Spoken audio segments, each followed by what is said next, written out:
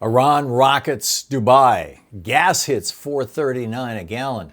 Republicans panic and smear. Trump judges dodge the third-term question. Tennessee moves to erase Memphis. And Dawkins falls for a chatbot. Good afternoon. This is the Commonwealth Report, news for the public, not the powerful. You can follow us at commonwealthreport.news and get it free every day in your email box. Is the Iran ceasefire already dead? Trump's so-called Iran ceasefire is hanging by a thread this morning. Iranian missiles and drones rained down on Dubai and the United Arab Emirates yesterday, the first major attack since the truce began on April 8th. The UAE said its air defenses engaged 15 missiles and 4 drones. One drone sparked a fire at a major oil facility in Fujairah, wounding 3 Indian workers. Schools across the Emirates have shifted back to remote learning. The U.S. military says it sank 6 small Iranian boats in the Strait of Hormuz. Iran denies it and claims 2 civilian cargo boats were hit and 5 civilians were killed by American forces. Defense Secretary Hegseth insists the ceasefire still holds. This is not a war. Iran's parliament speaker says, quote, they have not yet even begun. Meanwhile, Trump told Fox News Iran will face annihilation if it touches a U.S. ship. He's also got a high-stakes Beijing trip next week, and China wants that strait open. So we're not at war, except we kind of are, and ordinary people in 3 countries are dying to keep the oil moving. Why are Americans paying more than Europe at the pump? Here's something Trump won't tell you. Despite all the chest thumping about American energy independence, the United States has been hit harder by Iran war price shocks than any other major economy on earth. Average gas prices have jumped to $4.39 a gallon. Why? Because we burn twice as much oil per dollar of GDP as the European Union, 40% more than China, even more than petrostate Russia. The countries doing the best are the ones that have already kicked the fossil fuel habit. Spain, with its massive solar build-out, barely flinched. As one policy expert put it, the only real energy independence is renewables. Trump's drill baby drill fantasy didn't insulate working Americans from a thing. It tied us tighter to the global market controlled by sheikhs and dictators. Energy independence built on oil was always a lie, and the bill's now coming due at every gas pump in the country. Republicans panic and reach for the mud. Republicans know they're cooked in November, so they've decided to go negative early and hard. Trump's approval is at a record low. Voters now trust Democrats more on the economy for the first time since 2010. The House is basically gone and the Senate's slipping away. So GOP strategists are doing what they always do when policy fails. They're spinning. They're slinging mud. They're trying to make Zohran Mamdani the face of every Democrat in every swing district from New Hampshire to Nebraska. They're hammering Hakeem Jeffries.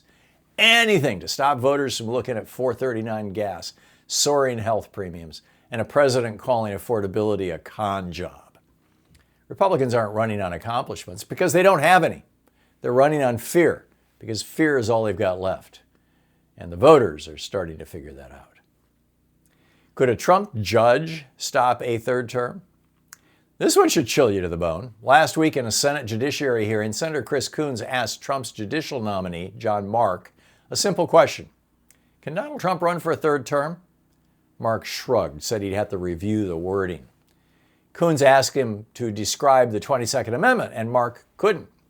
Coons then asked every other Trump nominee in the room. Silence. Not one of them, not Jeffrey Coons, not Arthur Roberts Jones, not Michael Hendershot, not one would say that the 22nd Amendment of the United States Constitution prevents a third Trump term.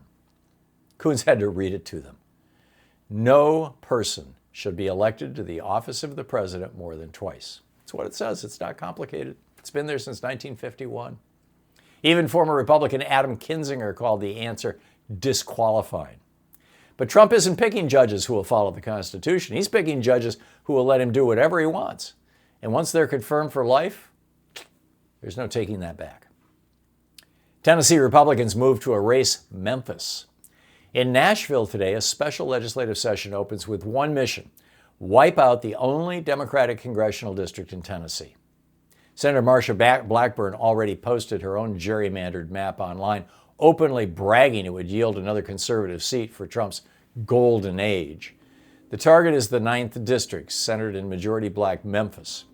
Republicans want to crack the city, splitting black voters across white Republican-held districts. The result would be a 9-0 Republican delegation to Congress in a state where roughly a third of voters pick Democrats. The Supreme Court just gutted the Voting Rights Act, and Republicans in Alabama, Louisiana, and now Tennessee are racing to take advantage. Republicans nationally believe they could grab as many as 13 new seats from this redistricting frenzy. Protesters in Nashville and Montgomery are chanting, "Hands off Memphis." Reverend Earl Fisher said the fight is about whether black voters will be heard or hidden. State Representative Justin Pearson vowed to defend District 9 with every breath. This isn't redistricting. It's an old-fashioned racial purge dressed up in modern legalese. Has Richard Dawkins fallen for a chatbot? And finally, the man who wrote The God Delusion, the world's most famous atheist, evolutionary biologist Richard Dawkins, has now decided that Anthropic's AI chatbot is conscious. He spent 72 hours talking to it. He named it Claudia. He worries about her feelings.